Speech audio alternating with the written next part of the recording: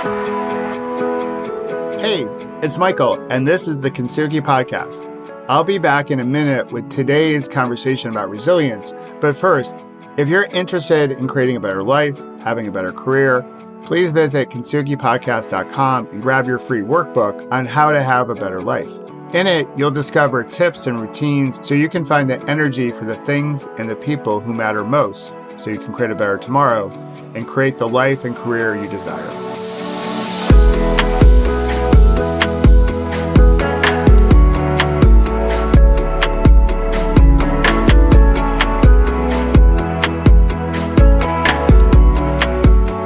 I recorded this conversation about resilience after going to a female leadership conference in San Diego, and I was attending a workshop on imposter syndrome. And the speaker shared that it just happens to women. And I disagree. It happens to us guys as well, maybe a little bit differently. It's also happened to me. This conversation about resilience is about how to deal with imposter syndrome and dance with it differently when it pays you a visit, just like it paid me a visit several times throughout my career. I hope you like it. If you have a question about today's conversation or really anything else, please visit KintsugiPodcast.com and leave a question, and I will try to answer it on a future conversation about resilience. Hey there, it's Michael. Well, today you're going to discover how to overcome those not so pleasant emotions of worry and anxiety, especially when you think you haven't earned your success, or maybe it's just a moment where you feel like a fake or a fraud. Today, we're going to dive into imposter syndrome. So if you've been there, if you've ever felt worried that you're not going to be successful because you're trying on something new, or you believe that people are going to find out that you don't have the necessary skill or game to perform at the next level, or maybe it's just that meeting where you feel like everyone around the table is smarter about the topic than you are, well, let me know below in the comment section, because you are not alone.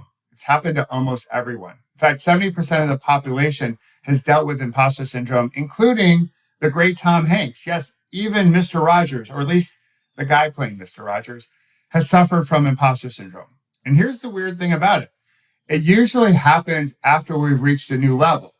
Like when we go from high school to college, or a new promotion, or a new job, or just a new challenge. And it impacts everyone from new employees to senior executives, women and men alike, although we do deal with it differently.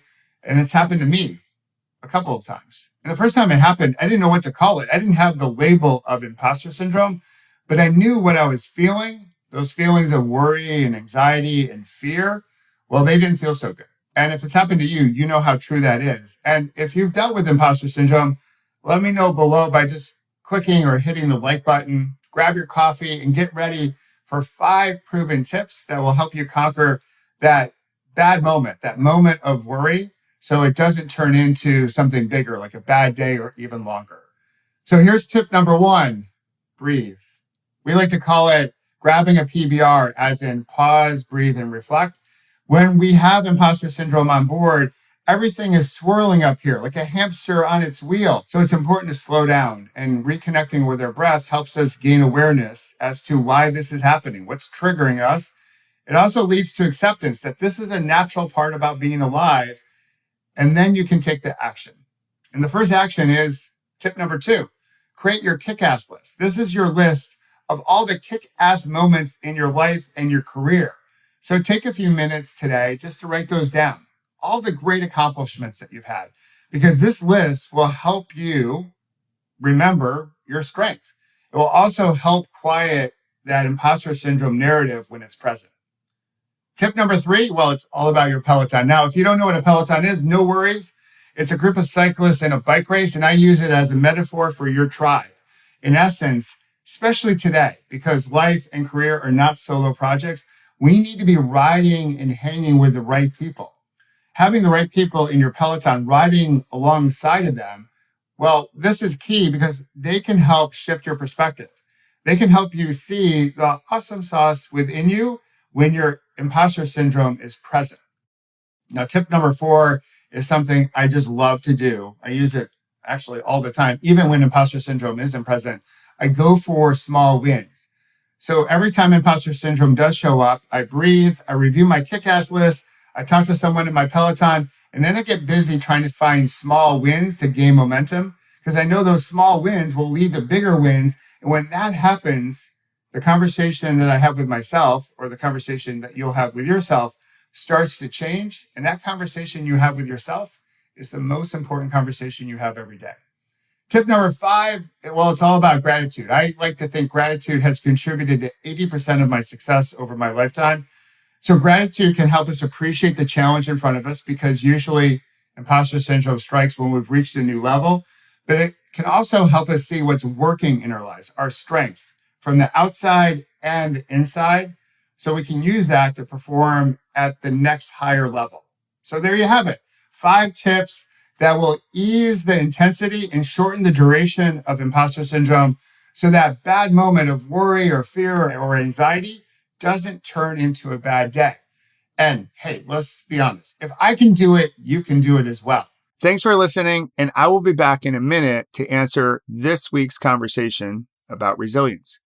But first, if you wish to strengthen your leadership skills, create the life and career you truly desire, as well as preventing those bad moments that we all have from turning into a bad day, then check out my Leadership Academy.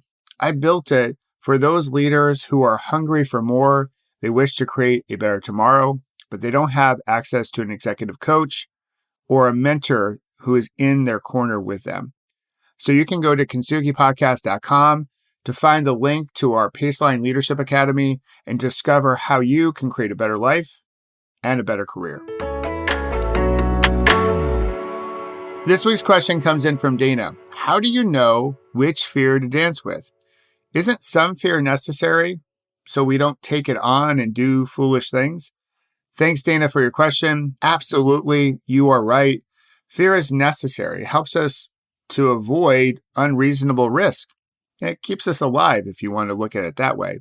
For me, I use my values, skill, and knowledge as guide. For example, free climbing up the face of a mountain doesn't fit into any one of my values, certainly not the top 5, and I don't have the skill for it. So if adrenaline and adventure were part of my core values, I might do it. But since it doesn't, or those don't, then I avoid rock climbing altogether. But getting on a big stage, maybe bigger than normal, so I can share my story and my message, well, even though I might be anxious, I might have some fear, some nerves, I do it anyway because I know I have my skill to do that. And it also fits the value that I have about giving. So I hope this helps. And let me know if I can help you dance with your fear a little bit differently. Thanks again for listening and being part of my Peloton. If you haven't already, please subscribe and share this with someone in your Peloton. And until our next conversation about resilience, have fun storming the castle.